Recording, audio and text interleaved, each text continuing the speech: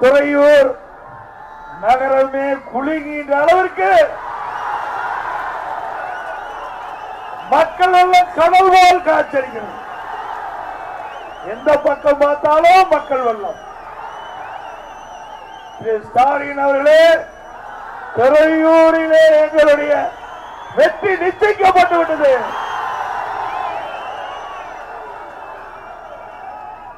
இன்றைக்கு மக்களுடைய ஆரவாரம் எழுச்சி அடுத்த ஆண்டு நடைபெற்ற சட்டமன்ற பொது தேர்தலில் துறையூர் சட்டமன்ற தொகுதி அதிமுக வெற்றி பெற்ற தொகுதியாக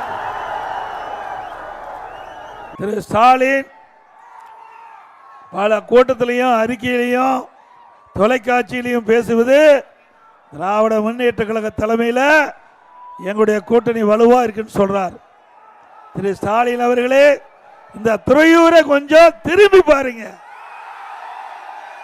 இங்கே மக்கள் வெள்ளம் எப்படி இருக்குது என்பது நேரலையில் பார்த்துட்டு இருப்பீங்க. ஆக நீங்க கூட்டணி பலம், எங்க கட்சிக்கு மக்கள் பலம் இருக்குது. ஆகவே தேர்தலிலே யார் ஆட்சிக்கு வர வேண்டும் என்று நிர்ணயிக்கக்கூடியவர்கள் பொதுமக்கள். அந்த பொதுமக்கள் எங்கள் பக்கம் இருக்கின்றார்கள்.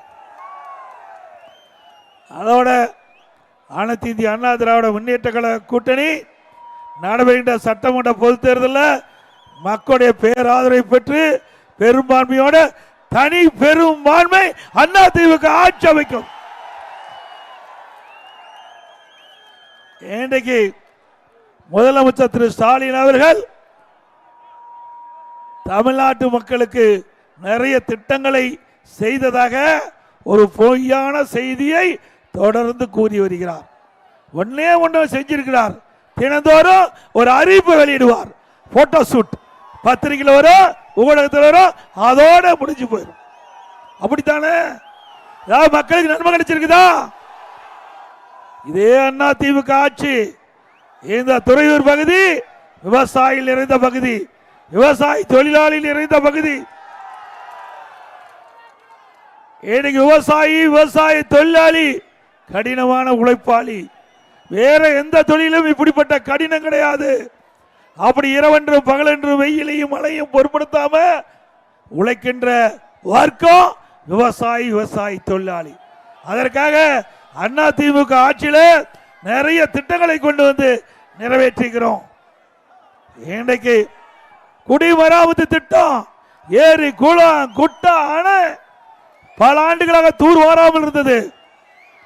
அதிமுக ஆட்சியில் விவசாயிகள் பங்களிப்போட பிரம்மாண்டமாக குடிமராமத்து திட்டத்தை அறிவிக்கப்பட்டு இன்றைக்கு கிராமத்தில் இருக்கிற அனைத்து ஏரிகள் குளங்கள் எல்லாம் தூர்வாரப்பட்டு ஏரி ஆழப்படுத்தப்பட்டு குட்டைகள் ஆழப்படுத்தப்பட்டு பருவ காலங்களிலே பெய்கின்ற மழை நீர் முழுவதும் சேமித்து வைத்தோம். கோடை காலத்தில் நிலத்தடி நீர் உயர்ந்து விவசாயத்திற்கு தேவையான நீர், குடிப்பதற்கு தேவையான நீரை வழங்கிய அரசாங்கம் அதிமுக அரசாங்கம். அதேபோல விவசாயிகள் நிறைந்த பகுதி, வேளாண் பெருமக்கள் நிறைந்த பகுதி. இந்த வேளாண் பெருமக்கள் கடினமான உழைப்பாளிகள். தொடக்க வேளாண் கூட்டுறவு கடன் சங்கத்திலே அவள் பயிர் கடன் பெற்றிருந்தாங்க. மாண்புமிகு புரட்சி தலைவி அம்மா 2016ஆம் ஆண்டு தேர்தல் அறிக்கையிலே குறிப்பிட்டார்கள். தமிழகத்துடைய முதலமைச்சர் பொறுப்பேற்றவுடன் விவசாயிகளுடைய பயிர் கடன் தள்ளுபடி என்று சொன்னார்கள். ஆட்சி பொறுப்பேற்று தள்ளுபடி செய்தார்கள். அம்மா மறைவுக்கு பிறகு அம்மாவுடைய ஆட்சி அம்மா வழியிலே செயல்பட்டது.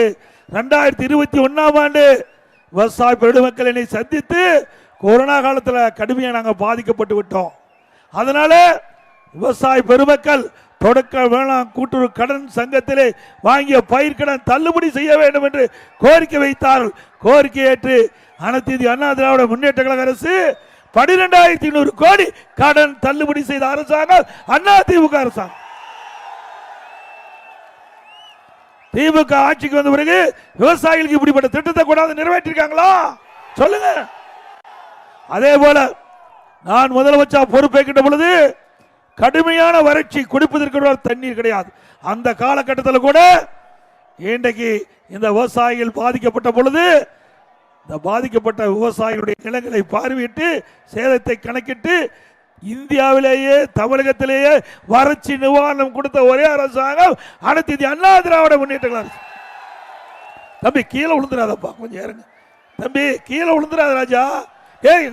பாரு கம்பி, தம்பி கம்பி இருக்குது ராஜா. நான் பேசுறதோட உன்னை தப்ப பார்க்க வேண்டியதா இருக்குது.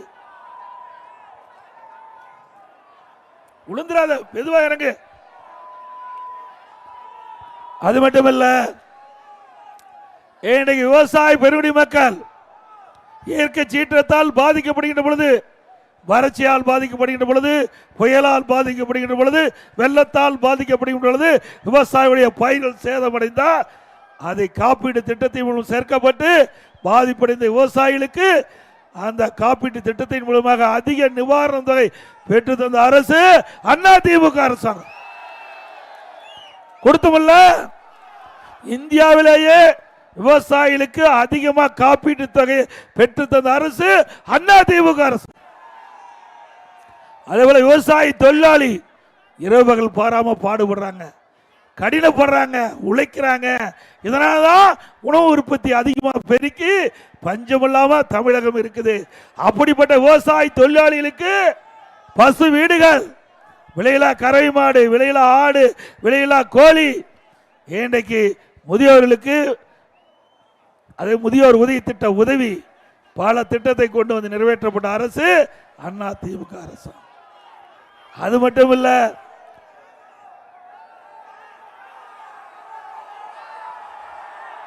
என்ன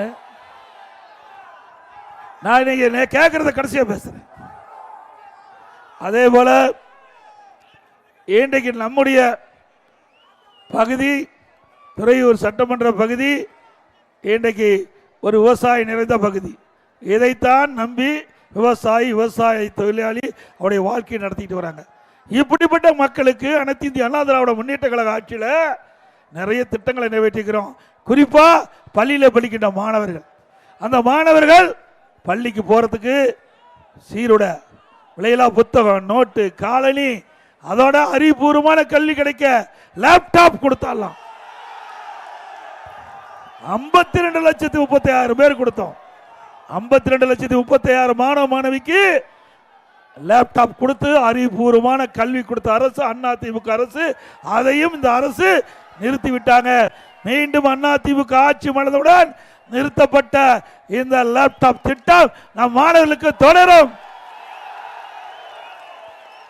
அதேபோல கொரோனா காலத்தில் ஓராண்டு மக்களுக்கு வேலை வாய்ப்பு இல்லை, மக்கள் பாதிப்பு அடையக்கூடாது என்பதற்காக அனைத்து இந்திய அண்ணா திராவிட முன்னேற்ற கழக அரசு ரேஷன் கடையில் விலையில்லா அரிசி, விலையில்லா சர்க்கரை, விலையில்லா எண்ணெய் ஓராண்டு கொடுத்தோம். இந்தியாவில் ஓராண்டு விலையில்லா ரேஷன் பொருள் கொடுத்த அரசாங்கம் இல்லை. அதையும் கொடுத்த அரசாங்கம், ஏழைகளை காப்பாற்றிய அரசாங்கம் அண்ணா திமுக அரசாங்கம். அது மட்டும் இல்ல, அப்ப குடும்பத்துக்கு 1000 ரூபாய் பணமும் கொடுத்தோம். அதோட நம்முடைய பள்ளிகள் மூடப்பட்டு விட்டன, கொரோனா காலத்தில் கல்லூரிகள் மூடப்பட்டு விட்டன. இதனால் மாணவர்கள் மன உளைச்சலுக்கு ஆளாயிட்டாங்க. கல்லூரியில் படிக்கின்ற மாணவர்களுக்கு ஆன்லைனில் வகுப்பு, ஆன்லைனிலேயே தேர்வு. அதை நம்முடைய மாணவர் சரியா பயன்படுத்தி பட்டம் பெற்றார்கள். பள்ளியிலே படிக்கின்ற மாணவருக்கு ஆல் பாஸ் போட்டு கொடுத்து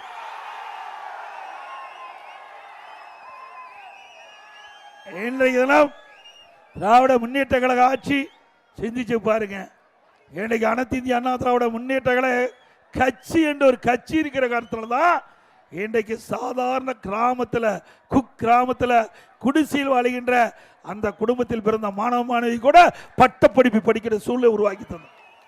அண்ணா திமுக கட்சி மட்டும் இல்லைன்னா இன்றைக்கு மாணவருடைய கல்வி தமிழகத்தில் சிறக்காது. சிந்திச்சு பாருங்க. பொன்மனச்சம்மாள் புரட்சி தலைவர் எம்ஜிஆர் இருக்கின்ற பொழுது கல்லூரிக்கு முன்னுரிமை கொடுத்தார். மாண்புமிகு அம்மா அவர்கள் 2011-2021 வரைக்கும் அனைத்து இந்திய அண்ணா திராவிட முன்னேற்ற கழக ஆட்சி. அந்த காலகட்டத்தில் மட்டும் 67 கலை மற்றும் அறிவியல் கல்லூரி அரசாங்கத்தின் சார்பாக திறக்கப்பட்டது. பல்லாயிரக்கணக்கான மாணவர்கள், ஏழை மாணவர்கள் குறைந்த கட்டணத்தில் உயர்கல்வி பட்டப்படிப்பு படிச்சாங்க. அதே போல ஒரு ஆண்டு 11 அரசு மருத்துவக் கல்லூரி மருத்துவமனை ஒரு வருஷத்துல 11 அரசு மருத்துவக் கல்லூரி மருத்துவமனை சாதனை படைச்சது. அதே போல மாண்பு அம்மா இருக்கின்ற பொழுது 6 அரசு மருத்துவக் கல்லூரி மருத்துவமனை. ஆக அனைத்து இந்திய அண்ணா திராவிட முன்னேற்ற கழக ஆட்சியில் 10 ஆண்டுகள்ல 17 அரசு மருத்துவக் கல்லூரி மருத்துவமனை திறக்கப்பட்டு இந்தியாவிலேயே ஒரு மாநிலத்தில் ஒரே 5 ஆண்டுல 10 ஆண்டுல 17 மருத்துவர்களை நாம தான் உணர்ந்தோம். திமுக ஆட்சிக்கு வந்து 4 ஆண்டு நிறைவு பெற்று விட்டது. ஒரு மெடிக்கல் காலேஜ் கொண்டாட முடிஞ்சதா? அனைத்து இந்திய அண்ணா திராவிட முன்னேற்ற கழக அரசு திறமையான அரசாக இருந்த காரணத்தினாலே, கல்விக்கு முன்னுரிமை கொடுத்த காரணத்தினாலே இந்த திட்டமெல்லாம் நிறைவேற்றப்பட்டது. 26 பாலிடெக்னிக் கல்லூரி, 4 பொறியியல் கல்லூரி, 4 வேளாண்மை கல்லூரி, 5 கால்நடை மருத்துவ ஆராய்ச்சி நிலையம், கால்நடை பூங்கா தலைவாசல 1000 கோடியில் பிரம்மாண்டமான கால்நடை பூங்கா, ஆசியாவிலேயே மிகப்பெரிய கால்நடை பூங்கா.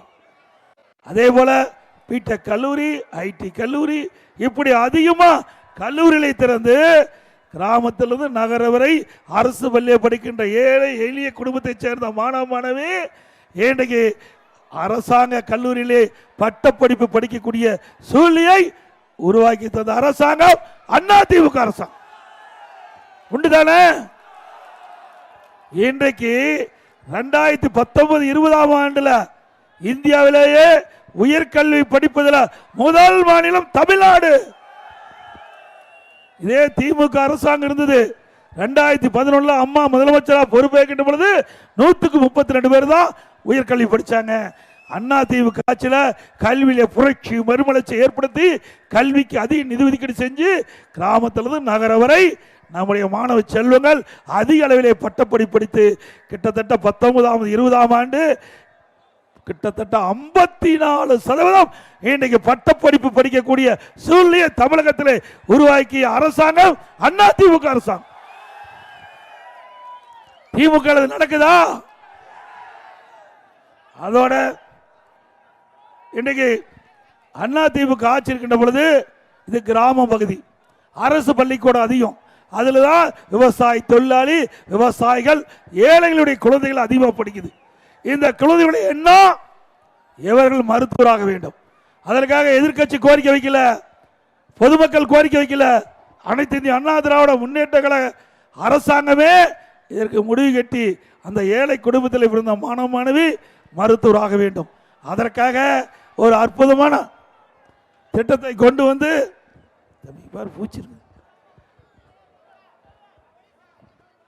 வந்து அதன் மூலமாக அந்த ஏழை மாணவர்கள் மருத்துவராக கனவை நனவாக்கிச்சது. 7.5% உள்ளிட ஒதுக்கீடை கொண்டு வந்து சட்டப்பட்டு அமுல்படுத்தப்பட்டு இன்றைய தினம் தமிழகத்திலே 2818 பேர் அரசு பள்ளி படித்த மாணவ மாணவி இன்றைக்கு மருத்துவ கல்வி கிடைக்குது. சாதாரண விஷயம் அல்ல. இன்றைக்கு தனியார் கல்லூரியில் போய் படிச்சீங்கன்னா வெளியில் வரத்துக்கு குறைஞ்சபட்சம் 50 லட்சம் ரூபா ஆகும். 1 ரூபா செலவு இல்லாம அரசு பள்ளியை படித்த ஏழை மாணவர்கள் இன்றைக்கு மருத்துவராகக்கூடிய சூழ்நிலையை உருவாக்கி தந்த அரசாங்கம் அண்ணா திமுக அரசாங்கம். அதே போல இன்றைக்கு கிராமம் நிறைந்த பகுதி, இந்த பகுதியில் அண்ணா திமுக ஆட்சியில்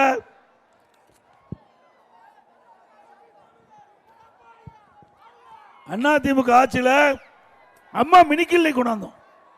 இந்த அம்மா மினி கிளினிக்ல இந்த தொகுதியில் மட்டும் 9 அம்மா மினி கிளினிக் கொண்டாந்துருக்காங்க. இந்த துறையூர் சட்டமன்ற தொகுதியில் 9 அம்மா மினி கிளினிக், அதை மூடிட்டாங்க. இது நியாயமா? இந்த திட்டம் ஏழைகளுக்காக கொண்டாந்த திட்டம். ஏழை மக்கள் எங்க அதிகமாக வசிக்கிறாங்களோ அந்த பகுதியை தேர்ந்தெடுத்து அங்க ஒரு அம்மா மினி கிளினிக் திறக்கப்பட்டு அந்த அம்மா மினி கிளினிக்ல ஒரு MBBS டாக்டர், ஒரு நர்ஸ், ஒரு மருத்துவ உதவியாளர் நியமிக்கப்பட்டு அந்த பகுதியில் யாராவது உடல்நிலை சரியில்லைனா அவர்கள் அம்மா மினி கிளினிக் சென்று சிகிச்சை பெறலாம். இந்த திட்டத்தில் என்ன இவர்களுக்கு கஷ்டம்? இதே அதிமுக ஆட்சியில் இருந்தா, அதிமுக ஆட்சியில் கொண்டு வரப்பட்ட திட்டம் மக்கள்கிட்ட மிகப்பெரிய வரவேற்பு இருக்குது. அதனால இதை வேண்டுமென்றே திட்டமிட்டு அரசியல் கால் பிடிச்சின் காரணமாக ஏழைகளுக்கு சிகிச்சை அளிக்கக்கூடிய இந்த திட்டத்தை ரத்து செய்த அரசாங்கம் திமுக அரசாங்கம். திரு ஸ்டாலின் அவர்களே, நீங்கள் ஏழை மக்களை ஏறெடுத்து கூட பார்க்க மறுக்கின்றீர்கள். ஆனால் அனைத்து இந்திய அண்ணா திராவிட முன்னேற்ற கழக அரசாங்கம் ஏழை மக்களுக்காகவே அரசாங்கம் நடத்திய அரசாங்கம். நீங்க 2000 அம்மா மினிக்கு தான் மூட முடிஞ்சது. அடுத்த ஆண்டு நடைபெற்ற சட்டமன்ற பொது தேர்தலில் மக்களுடைய ஆதரவு பெற்று அதிமுக ஆட்சி அமைக்கின்ற பொழுது 4000 அம்மா மினிக்கு திறக்கப்படும். எங்கெல்லாம் ஏழை இருக்கிறாங்களோ அவர்களுக்கெல்லாம் அற்புதமான சிகிச்சை கொடுக்கப்படும். ஏனென்றால் விவசாயி தொழிலாளி தன் உடம்பை பார்ப்பது கிடையாது, இரவுகள் மாறாமல் உழைக்கின்றான். அவன் உடலிலே என்ன நோய் இருக்கிறது கூட தெரியல. நோய் வந்த பிறகுதான் அவர் பெரிய கஷ்டத்துக்குள்ளாகிறார். அப்படிப்பட்ட மக்களுக்கு நல்ல சிகிச்சை அளிப்பதுதான் இந்த திட்டத்துடைய நோக்கம் என்பதை நேரத்தில் தெரிவித்து, அதோட திராவிட முன்னேற்ற கழக ஆட்சியில் இருக்குதுல்ல அம்மா உணவகம் சிறப்பாக செயல்படும். இப்ப வேண்டுமென்றே திட்டமிட்டு அம்மா உணவகத்தை மூடுவதற்கு இந்த அரசு திட்டமிட்டது. அதை முறியடிச்சுக்கிறோம். மேலும் அம்மா உணவகம் அற்புதமாக மக்கள் விரும்புகின்ற உணவு அம்மா உணவகத்தில் அதிமுக ஆட்சி அமைந்த பிறகு வழங்கப்படும். இது மக்களுடைய கஷ்டங்களை புரிஞ்சு மக்களுக்காக ஆட்சி செய்கின்ற கட்சி அதிமுக கட்சி. திமுக வீட்டு மக்களுக்காக அந்த கட்சி கிடக்குது. அப்படித்தானே? அது குடும்ப கட்சி தானே, வாரிசு அரசியல் தானே. அதுக்கு முடிவு கட்டுகின்ற தேர்தல் 2026 தேர்தல். ஆகவே மக்கள் விரோத திமுக ஆட்சியை அகற்றுவதுதான் மக்களுடைய ஏகாபத்த எண்ணம். அப்படித்தானே? மக்களுக்கு என்ன செஞ்சிருக்கிறாங்க? இந்த திட்டத்தை எல்லாம் அதிமுக ஆட்சியில் மக்கள் பயன்பெறுகின்ற திட்டம். தாலிக்கு தங்கம். இதுல என்ன உனக்கு கஷ்டமா இருக்குது? வீட்டு பணத்தை எடுத்து கொடுக்குற நீங்க தான் ஒரு பைசா கூட எடுக்க மாட்டீங்க திமுகவில். இன்றைக்கு மக்களுக்கு குடிக்கிற திட்டத்தை ஏன் நிறுத்துற? அதுல என்ன உங்களுக்கு கஷ்டமா இருக்குது? தாலிக்கு தங்கம் திட்டம். ஏழை குடும்பத்தில் பிறந்த பெண் திருமண வயது அடைகின்ற பொழுது அவங்க வீட்டில் பொருளாதாரம் சொல்லணுமா, திருமணம் நடக்கல. அம்மா எண்ணினாங்க திட்டத்தை கொண்டாந்தா அந்த ஏழை குடும்பத்தில் பிறந்த பெண்ணுக்கு உரிய நேரத்தில் திருமணம் நடைபெறும் என்று திருமண உதவி திட்டம். 25,000 50,000 ஒரு சவரன். இந்தியாவில் எங்கேயும் கிடையாது. 6 லட்சம் பேர் கொடுத்தோம். அதையும் நிறுத்திட்டீங்க. மீண்டும் அதிமுக ஆட்சிக்கு வந்த பிறகு இந்த திருமண உதவி திட்டம், தாலிக்கு தங்கம் திட்டம் தொடரும்.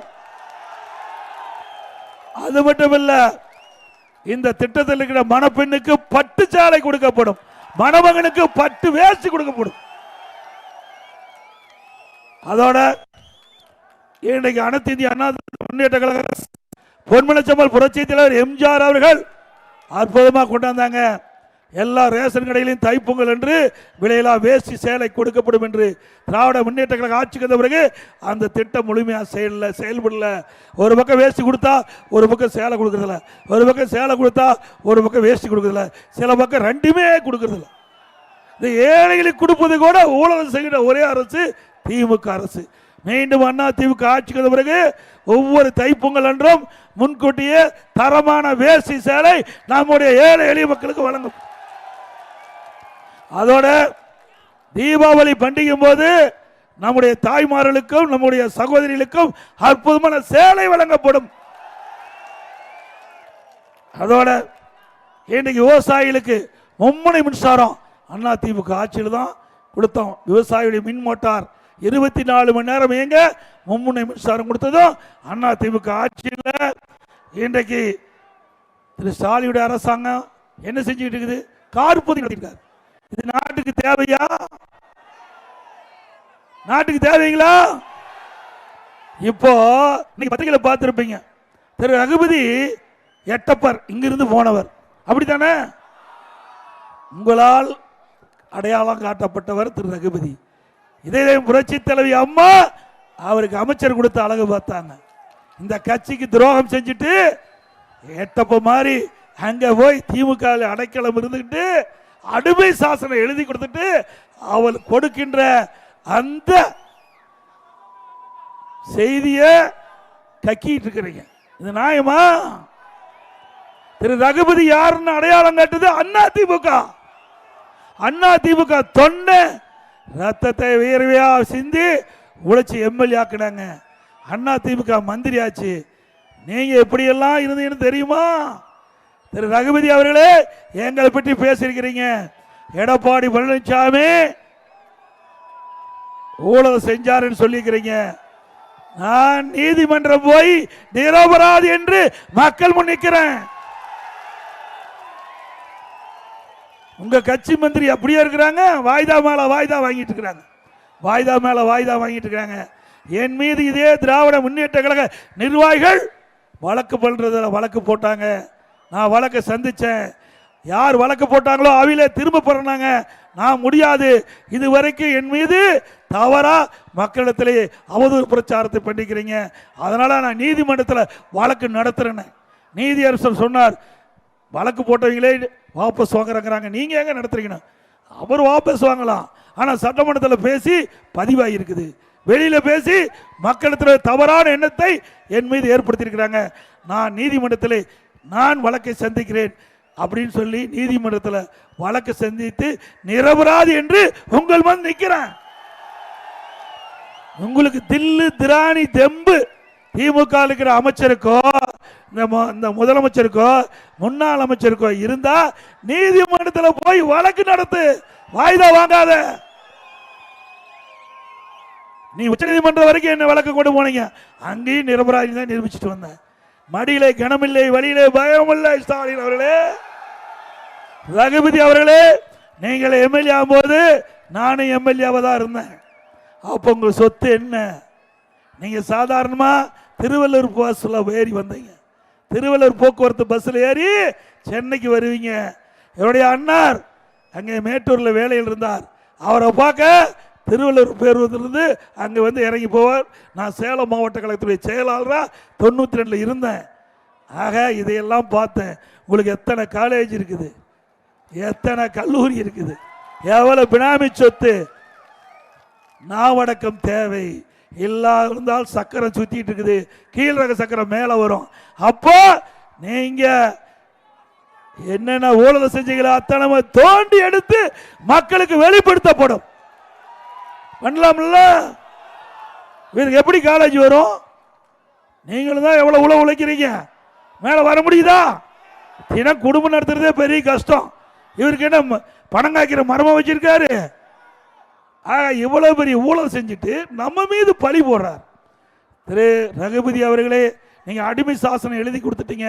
அது மட்டும் இல்ல, உங்க டிபார்ட்மெண்ட் இன்னைக்கு உங்க டிபார்ட்மெண்ட்ல இன்னைக்கு பல்வேறு ஊழல் நடப்பதாக செய்தி வந்துகிட்டு இருக்குது.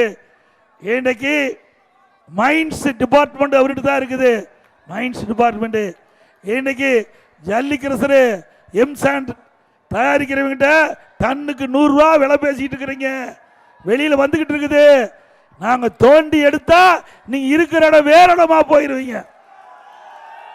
அதே மாதிரி ஜல்லிக்கரசர் உரிமையாளருக்கு இந்த கூட்டத்தின் வாயிலா சொல்றேன், எங்கேயாவது டன்னுக்கு 100 ரூபா கொடுத்தீங்களா, அண்ணா திமுக ஆட்சிக்கு வந்தா உங்களுடைய கிரசர் தடுத்து நிறுத்தப்படும். எதுக்கு கொடுக்குறீங்க? நீங்க எதுக்கு கொடுக்குறீங்க லஞ்சம்? ஆக வேண்டுமென்றே திட்டமிட்டு அந்த ஜல்லி கிரசர் உரிமையாளர்களை மிரட்டி இன்றைக்கு டன்னுக்கு 100 ரூபா வேணும்.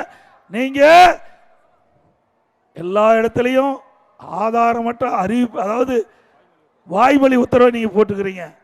ஜல்லி கிரசர் உரிமையாளர்கள் நாங்க உங்களுக்கு பாதுகாப்பா இருக்கிறோம், மக்கள் பாதுகாப்பா இருக்கிறோம்ல. நீ 100 ரூபா ஏத்துனா ஒரு 500 ரூபா ஏத்திடுவாங்க, 100 ரூபா ஏத்துனா 500 ரூபா ஏத்திடுவாங்க. எப்படி மக்கள் வீடு கட்ட முடியும்? ஆகவே திரு ரகுபதி அவர்களே, உங்களுடைய மைன்ஸ் டிபார்ட்மெண்ட்ல ஒவ்வொரு டன்னுக்கும் ஜல்லி கிரசர் உரிமையாளத்துல 100 ரூபா நீங்க லஞ்சம் கேட்பதாக தகவல் வெளியாகியுள்ளது. இதை நீங்கள் தொடர்ந்தால் நீங்கள் மீண்டும் இன்றைக்கு நீதிமன்ற படிக்கட்டை ஏறக்கூடிய சூழ்நிலை ஏற்படும். உங்களுக்கு பாதுகாப்பான இடம் கொடுத்துருவாங்க. அது எந்த இடமே நீங்களே முடிவு பண்ணீங்க. இன்னும் மிரட்டுறாராம். ஜல்லி உரிமையாளர்லாம் கூப்பிட்டு நான் டோன் விட்டு அளவு செய்யறேன். ஏன் உங்க ஆளுகள்லாம் கிரசர் நடத்துறாங்களா, நாங்க டோன் விட்டு அளக்க முடியாதா? எங்களுக்கு டோன் விட தெரியாதா, அளக்க தெரியாதா? திரு ரகுபதி அவர்களே, மத்திய அரசு இருக்குது, மறந்துடாதீங்க. இது மாநில அரசு. மத்திய அரசு இருக்குது, எல்லாம் பார்த்துக்கிட்டு தான் இருக்கிறாங்க. நீங்க எந்தெந்த துறையில் லஞ்சம் வாங்குறான்னு அவர்கள் வாட்ச் பண்ணிட்டு தான் இருக்கிறாங்க. ஆக வேண்டுமென்றே திட்டமிட்டு அந்த ஜல்லி உரிமையாளர்களை மிரட்டி ஒரு டன்னுக்கு 100 ரூபா வாங்கின்ற அதை மறந்துடுங்க.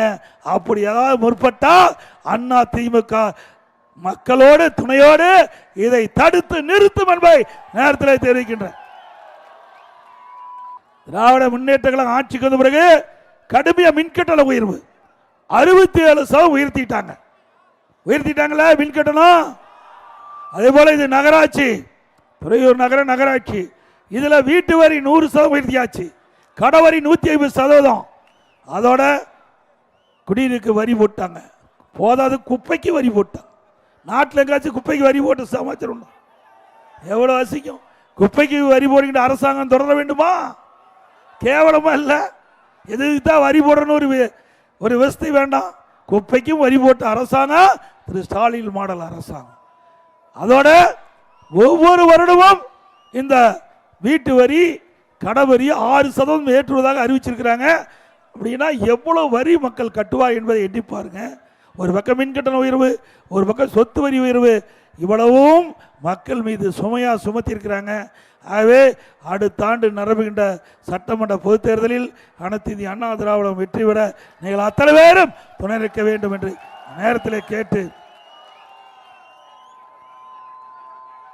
அறுவை நரிக்குறவு மக்கள் அவர்கள் அங்கங்கே தங்கி அவருடைய பிழைப்பை நடத்தி கொண்டிருக்கிறார்கள். அவருடைய கோரிக்கை எங்களுக்கு நல்ல வீடு கட்டி தர வேண்டும் என்று கேட்டிருக்கிறாங்க. அந்த நரிக்குறவர் மக்களுக்கு அண்ணா திமுக ஆட்சியிலே அவர்கள் விரும்புகின்ற இடத்தில் அரசாங்கமே நிலம் வாங்கி அற்புதமான காங்கிரீட் வீடு நரிக்குறவர் மக்களுக்கு கட்டி கொடுக்கப்படும். அதுபோல மலைவாழ் மக்கள், தாழ்த்தப்பட்ட மக்கள், ஏழை விவசாயி, தொழிலாளி இவர்களுக்கெல்லாம் வீட்டு மனை இருந்தாலும் பரவாயில்ல, குடிசையில் இருந்தால் அவர்களுக்கும் காங்கிரீட் வீடு கட்டி கொடுக்கப்படும். வீட்டு மனையே இல்லைனாலும் அண்ணா திமுக ஆட்சியில் வீட்டுக்கு இடம் வாங்கி வீட்டு மனை வாங்கி அற்புதமான காங்கிரீட் வீடு கட்டி கொடுக்கப்படும். இன்றைக்கு வீடுனா சாதாரண வீடா இப்போ இருக்கிற வீடு மாதிரிலாம் இல்லை, பல லட்சம் மதிப்புள்ள காங்கிரீட் வீடு இந்த ஏழை மக்களுக்கு கட்டி கொடுக்கப்படும். இன்றைக்கு பச்சைமலையில் சுற்றுலா தலமாக மேம்படுத்தப்படுவதற்கு அண்ணா திமுக ஆட்சி உரிய நடவடிக்கை மேற்கொள்ளப்படும் என்பதை நேரத்தில் தெரிவிக்கிறேன். அதே போல 2025ஆம் ஆண்டு ஜூலை 12ஆம் தேதி நடந்த குரூப் 4 தேர்வில் மிகப்பெரிய குளறுபடி நடந்திருக்குது. பல மாணவர்கள் இதில் வேதனை அடைந்திருக்கின்றாங்க. எங்களுக்கு கோரிக்கை மனுவும் கொடுத்திருக்கிறாங்க. சிலர் தற்கொலை செய்வதற்கு முயற்சி செய்திருக்கிறாங்க. மீண்டும் மறுதேர்வு நடத்த வேண்டும் என்று அந்த மாணவர்கள் இளைஞர்கள் கோரிக்கை வச்சிருக்கிறாங்க. ஆகவே இந்த அரசு உடனடியாக நடந்த தேர்வை ரத்து செஞ்சு மீண்டும் புதிய தேர்வை அறிவிக்கப்பட்டு அந்த இளைஞர்கள் மாணவர்களுடைய குறைகளை போக்க வேண்டும் என்று அன்போடு இந்த நேரத்தில் கேட்டுக்கொள்கிறேன்.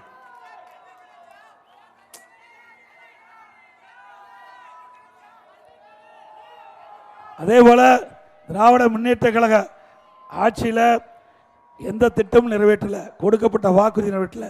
இதே அனைத்து இந்திய அண்ணா திராவிட முன்னேற்ற கழக ஆட்சியில் இந்த தொகுதியில் பல்வேறு திட்டங்களை நிறைவேற்றியிருக்கிறோம்.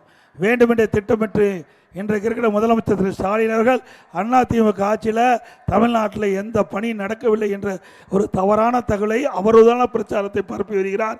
ஆகவே இதை இந்த நேரத்தில் இந்த பகுதியிலே பேசுவது சரியாக இருக்கும் என்று கருதுகின்றேன். நம்முடைய துறையூர் சட்டமன்ற தொகுதியில் அனைத்து இந்திய அண்ணா திராவிட முன்னேற்ற கழக ஆட்சி கண்ட பொழுது காவிரி கூட்டுக்குடி திட்டம் 142 கோடியில் 93 கிராமங்களுக்கு பாதுகாக்கப்பட்டு தண்ணி கொடுத்தோம். துறையூர் பெரம்பலூர் 4 வழிச்சாலை 210 கோடியில் துவங்கப்பட்டது. துறையூர் பிரிவு ரோடு ரவுண்டானா முதல் பெரம்பலூர் இணைப்பு சாலை வரை 10 கோடியில் இணைப்பு சாலை கொடுக்கப்பட்டது. துறையூர் நகராட்சி கட்டிடம், துறையூர் கோர்ட் வளா கட்டிடம், துறையூர் ஆடியோ அலுவலகம், புள்ளிபுரம் போக்குவரத்து பணிமனை ஆகியவை அனைத்து இந்திய அண்ணா திராவிட முன்னேற்ற கழக ஆட்சியில் கட்டி கொடுக்கப்பட்டது. துறையூர் தொகுதியில் மொத்தம் 13 பாலம் 26 கோடியில் கட்டி கொடுக்கப்பட்டுள்ளோம். நான் ஏற்கனவே சொன்னேன், அம்மா மினி கிளை இந்த தொகுதியில் 9 நாங்கள் கொடுத்துருக்குறோம். அதே மட்டும் சார் ஏடி பன்னீர்செல்வம் அவர்களுக்கு திருவுருளை செல்வியுடன் மணிமண்டபம் கட்டி கொடுத்துருக்குறோம். MK தியாகராஜ பாவதற்கு திருவுருவச்சிலையுடன் மணிமண்டபம் கட்டப்பட்டது. பேரரசர் பெருமிடுகு முத்தரையார் அவர்களுக்கு திருவுருவச்சிலையுடன் கூடிய மணிமண்டபம் 90% பணி முடிஞ்சது. ஆட்சி மாற்றம் ஏற்பட்டது. திமுக ஆட்சிக்கு வந்த பிறகு திரு ஸ்டாலின் அவர்கள் ஸ்டிக்கர் ஒட்டி அந்த மண்டபத்தை திறந்திருக்கிறார். வாவு சிதம்பரம் பிள்ளை அவர்களது மணிமண்டபம் கட்டி முடிக்கப்பட்ட நிலையில் அதையும் ஸ்டிக்கர் ஒட்டி திரு ஸ்டாலின் அரசு திறந்திருக்குது. அதே போல இந்த பகுதியில் இருக்கிற மக்கள் பல கோரிக்கைகள் வச்சிருக்கிறீங்க. துறையூர் நகராட்சியில் உள்ள சின்ன ஏரியை சுத்தப்படுத்தி தடுப்பு சுவர் கட்ட வேண்டும் என்ற கோரிக்கையை அதை அதிமுக ஆட்சி நிறைவேற்றி கொடுக்கப்படும். துறையூர் நகராட்சியில் பாதாள சாக்கடை திட்டம் கொண்டு வர அதையும் நிறைவேற்றி தரப்படும். பாதாள சாக்கடை திட்டம் நிறைவேற்றப்படும். துறையூர் நகரத்தில் புதிய பேருந்து நிலையம் கட்ட கோரிக்கை அதையும் நிறைவேற்றி தரப்படும். அதே போல அதிமுக ஆட்சியில் மல்லிக்கரை தம்மம்பட்டி துறையூர் முசிறி வரை அந்த பகுதியில் மல்லிக்கரையிலிருந்து முசிறி வரை வழி தம்மம்பட்டி துறையூர் பகுதியிலிருந்து அந்த சாலை 4 வழிச்சாலை அமைப்பதற்கு அதிமுக ஆட்சியில் தொடங்கப்பட்டது. திமுக ஆட்சியை முடக்கி வச்சிருக்கிறாங்க. மீண்டும் 2026 அதிமுக ஆட்சி மனதுடன் நிறுத்தப்பட்ட இந்த சாலை தொடரும். சாலை திட்டம் தொடரும்.